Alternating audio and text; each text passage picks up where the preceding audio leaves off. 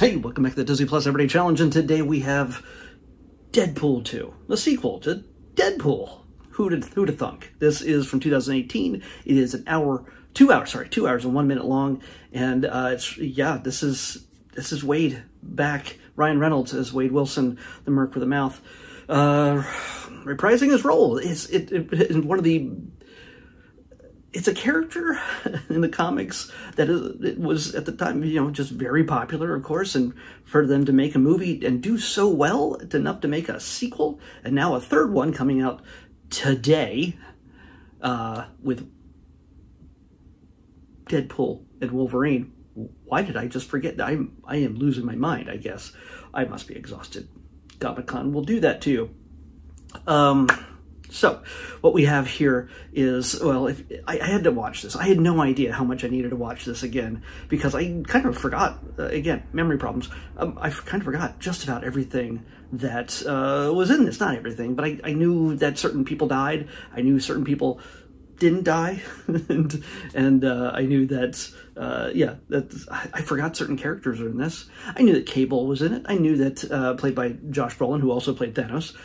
That is called out, of course, by Deadpool. He is our fourth wall breaker. He's not the first. She-Hulk was the first fourth wall breaker, I believe, in the comics, at least regularly so.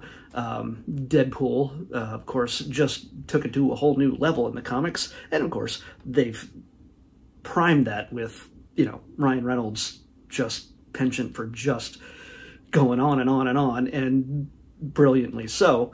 I don't know if Hugh Jackman would agree with that, but, still, that's why we watch Deadpool. We watch it for the Ryan Reynolds just gibbering away as Deadpool, a character that he clearly loves and clearly cares about doing right, not just for himself, but for the fans who watch these films. It's to do any less, it would be a disservice, and that is one of the things that you realize this is the second and last Deadpool movie done by 20th Century Fox, or 20th Century Studios now. Fox is a bad word. Not compared to all the other F words that are dropped in this film. But since Disney acquired them after this film was made, everybody was worried that it was going to be all tamped down and Disney-fied and turn him into a princess or something and whatever. By the way, there's lots of references to Frozen in this, making, lots of fun. But yeah, this is, as we've seen from the trailers, and as we'll see today, I'm going to see it later on, Wade has kept Deadpool intact, and it should be lots of fun. So I had to watch this again. I had to watch this for the first time during this series, because I already did a Deadpool, the first film. It came up in the selection on its own many months or years ago. I can't remember how long ago it was, but yeah, this had to be watched. And it kind of also cleared up a few things, because when I watched the trailers for Deadpool and Wolverine, I was like, wait, didn't something happen to these certain people? And then I realized, as I watched the end of this, things were fixed, let's say. So, yeah, this is one of the bad parts of this, is that everything that happened in this had seriously, at least at this point, no consequence. But now that I'm thinking about it, everything that happened at the end of this film has a consequence, and that consequence is called Deadpool and Wolverine. Holy crap, why didn't I realize that? I'm again, my brain not working. But, so yeah, this highly ties into it. It stands alone. You can watch this on its own, and if they had never made another Deadpool movie ever again, which was highly unlikely, you could still enjoy this film. You can enjoy this sequel standing on its own. It introduces X-Force. It brings in Cable, also Thanos, played by Josh Brolin.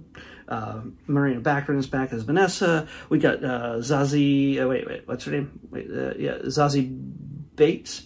My eyes are bad. Zazie Bates plays Domino, and Dopinder is back. Of course, he's played by Karan Soni. My eyes are so bad. Brianna Hildebrandt plays a Negasonic teenage warhead. And hey, Yukio. Yukio's back. By the way, Yukio is absolutely adorable in this, and her job is to say, hey, Wade, for the most part. She does get in the action a little bit, but she's very different than the Yukio in the comics that I grew up with. So yeah, it's kind of funny that she's more like a Harajuku girl, but still, it's all good fun. TJ Miller is in this in his last appearance in a Deadpool film, more than likely. He keeps saying crap about Ryan Reynolds, but whatever. Yeah, there's lots of action, lots of violence, lots of swearing, lots of very vivid descriptions of horrible, horrible things. Excuse me, no edits. Woof. So, no, that's where my memory went. I just blew it out of my brains. So yeah, this is a big adventure where I'm not going to spoil too much if you haven't seen it. And again, if you haven't seen it, well, what's your problem? It only came out 6 years ago, and yeah, if you watch the first one, you'll probably want to watch the second one unless you really hated the first one. And if you're going to watch the third one, you're going to want to watch this one first. Specifically for the reason I just said, is the fact that the ending of this film very much is the reason for the third film's, what we saw in the first trailer, especially what we see going on with the Time Variance Authority. Yeah. Why didn't I realize it before? Because I forgot what went on in this film. I mean, yeah, all the action, all the craziness. You kind of get lost when this kind of film, when a Deadpool film comes out. It is a lot of joke, with occasional sincere emotional moments, a genuine, sincerely emotional moments, undercut by comedy as well. He just can't stop trying to be funny or being funny. Either one works. It's Ryan Reynolds, so. But yeah, so we got the introduction of X-Force. We get all these different characters coming in and sort of just being this wonderful fan service movie for those who love the comics. And yeah, it's the kind of thing that people who don't know Deadpool or X-Force or Cable or Domino or anything else doesn't mean that they can't enjoy it as well. It's the comedy that keeps it going, and the action, of course. Lots of CG fights, and yeah, he calls it out. There's a certain Colossus fight, against whom I will not spoil if you haven't seen the film. I completely erased my mind of that character appearance. Don't know why, but yeah, I just did. And only as it was about to happen did I finally realize who it was. I have problems. I need to see a doctor. So, yeah, so we get Wade put in a situation where he's almost called upon to join the X-Men to deal with a traumatic moment in his life. Colossus tries to bring him in, and he's like, no, that's not my thing, until he says yes, and whew, it makes things a whole lot worse for him and the person he tries to save. And it all unravels from there, and it's all about him trying to save that kid from, in a sense, by saving that kid, he kind of hopefully saves himself. But can he? Will he? How dare he? I don't know. There's a lot going on in this. So yeah, you're going to come for the action. You're going to come for the comedy. You're going to come for the superheroics all throughout. And if you're a comic book nerd like me, who's had all the comics, you're going to look for every single little Easter egg and every little single reference throughout. When he starts spouting off comic book issue numbers about certain characters' appearances, I'm like, I need to pause it long enough to write them down, because I don't remember all of them offhand. Which appearances that character made and where. But I'm willing to bet money all of them are accurate. So yeah, what we get, like I said, we get Ryan, we get even, well, no, I can't spoil that. I can't spoil that, even though it's really just pulled from another movie. But yeah, I'm not going to spoil it. Again, if you have forgotten or if you've never seen it,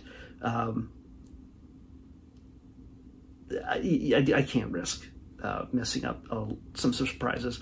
The Marvel nerds, the comic book nerds, the nerds in general, which I say with all affection. It's not a horrible thing to say. I am one, and proudly so. Now, or geek. Nerds are smart, according to Milhouse. Geeks just like to collect stuff, or they're obsessive, let's just say, about certain things. Yeah, just watch this. If you can handle the swears and the graphic, erotic imagery that is spoken aloud, and also not so erotic, some things that are said that are just downright disgusting. TJ Miller comes in for that job. I wonder who they'll get to do it in the next one. So yeah, it's a great cast. There's so much, there's, like, again, so much in it. It makes it memorable, but it's so much, once you focus on one or two things at my age, your brain erases the rest. I really believe I haven't watched this since 2018. I saw it a few times in the theaters, but I don't have the DVD or Blu-ray, and I just haven't watched it since. And I haven't had a reason. I was hoping for this to pop up eventually on my Disney Plus Everyday Challenge thing, and it happened. So here you go. Well, no, it didn't come up. I had to choose it manually because I wanted to make sure I saw this again before Deadpool and Wolverine came out. And here you go. We can share in this moment. Yeah. It's because I care. I can't wait to see the movie tonight. So I am looking forward to it. I know a few friends of mine in media who have seen about 40 minutes of the film. Marvel won't even show the full film to the press. Just the first 40 minutes. So that's how tied down and secretive this thing is. The next one. But this one you can see the whole thing on 2 hours worth and a minute. So do that. Definitely do that the next chance you get, or just watch it right before you head off to the theater at whatever point. Of course, it's like the middle of the afternoon on Thursday when I post this, so there's already been there'll be screenings as of after 3 o'clock, I think, at most theaters. Let's pick tomorrow's episode. 212. And you're saying, well, how are you going to see it tonight? Aren't you at Comic-Con? Yeah, I'm at Comic-Con. I do these ahead of time, some of them. So I don't know, maybe I won't see it tonight, but I have a ticket, so we'll see. Oh my. So this is a situation where we're getting the sequel before we get the original, but I have not seen the sequel. I've seen the original, I think. Pretty sure I have. But, you know, hey, why not? Let's check it out. 212 is Tarzan 2. The animated series, just the animated movie, not the live action Johnny Weissmuller or anything. No, it's not that. It's animated, and it's one of those direct-to-DVD sequels that they were pumping out in the early 2000s just to make an extra home video buck. So let's watch that. That should be good. Tarzan 2 is what we're watching next on the Disney Plus Everyday Challenge. I'll see you back here tomorrow with that. Excelsior.